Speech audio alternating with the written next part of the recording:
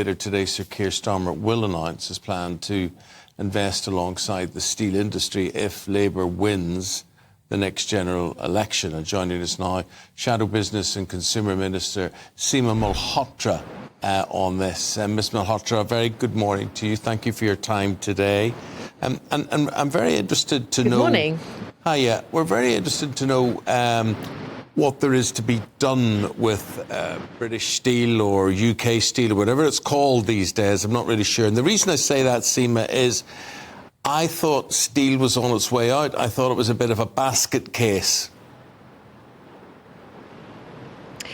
What we have seen over the last 13 years is the Conservatives failing to invest in our steel industry. But the reason why it's so important and of strategic significance for our economy is it is one of those capabilities that every nation needs. It is a foundation industry, and it's also a foundation for our communities across the country. And you cannot have a strong industrial strategy where we're looking at how the economy is changing and how we're rebuilding for the long term without knowing how you're going to deliver that. Now, if you're to look at, as one example, how are we going to deliver clean, green energy by 2030, which Labour has set out as a key mission. And that is driven by making sure that we have energy security, by making sure that we have lower household and business bills for the long term, not the chaos and the skyrocketing prices that we've seen. You're going to need to build those turbines, you're going to need to invest in solar, you're going to need to make sure you've got carbon capture and storage. But all of those huge pieces of infrastructure are going to need steel.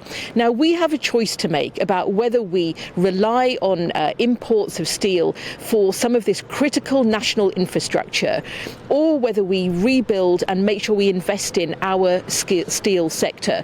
That's why the announcement today is so important for jobs and for the long-term sustainability of our economy, because we need that strong steel sector with the investment alongside industry to invest for the long term.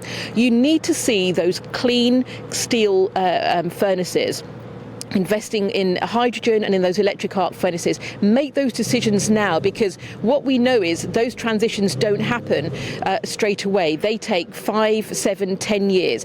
And if we plan now with industry and with our unions for that just transition, it's going to be how we secure our steel sector for the future. It's a fundamental part of how we deliver our industrial strategy. But critics of your plan are sceptical that by turning your back on what is a natural resource in the North Sea in a time of an energy crisis, saying no new licences for oil and gas there, which will have an impact on jobs. And, you know, you're saying you'll make up those jobs in these new growth areas. Well, critics, including union backers of your party, say that they don't buy this. They don't think this is plausible. So you've got a lot of persuading of not only people who work in those sectors and your own financial backers that this is actually a viable and indeed a funded policy.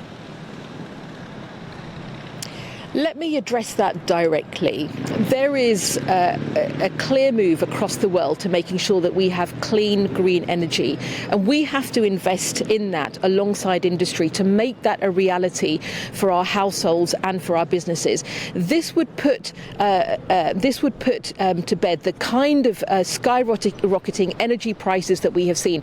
And I don't want to see any of my constituents go through what they've been through over the last couple of years because of the government's lack of failure to invest. But we've also seen the oil and gas companies do incredibly well through this time.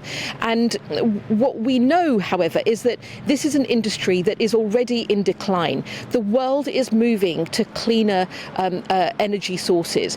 And if we don't invest now and we don't make that transition, then this is an industry that's going to see an end in due course.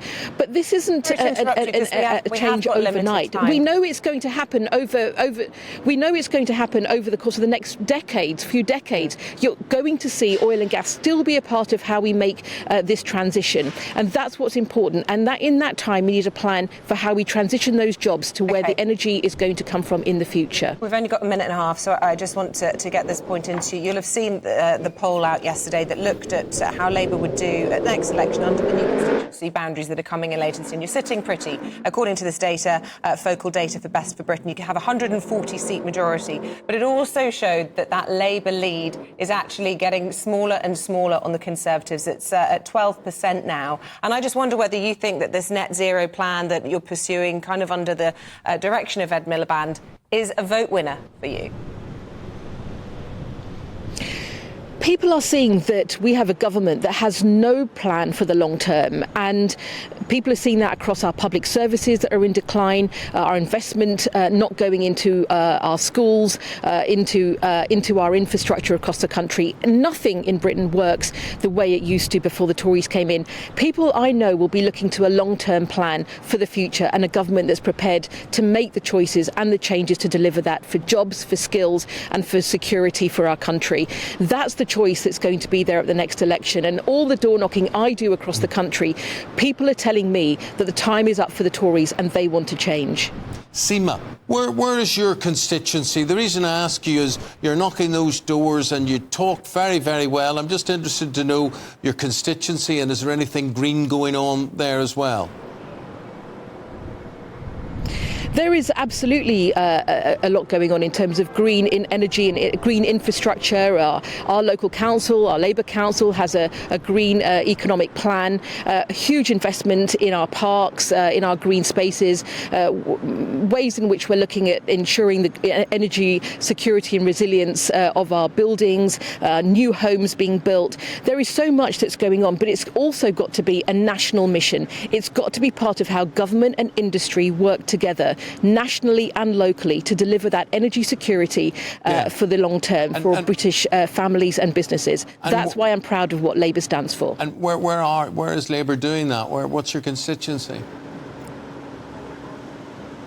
My constituency is Feltham and Heston, and in fact there have been new homes that have been built that are using some of the leading edge technology in terms of green homes building. But look, this is also part and Labour's plan for how we make sure that we've insulated 19 million homes, help to green grants for businesses to make sure that our business premises have also got some of that technology in place, because we want to see that the kind of price rises we've seen in energy over the last couple of years are a thing of the past. Yes. You'll only do that by planning for the long term, and that's a plan that Labour has. Seema Malhotra, MP, thank you. She is the Shadow Minister for Business and Consumers. Appreciate your time today. Thank you very much indeed.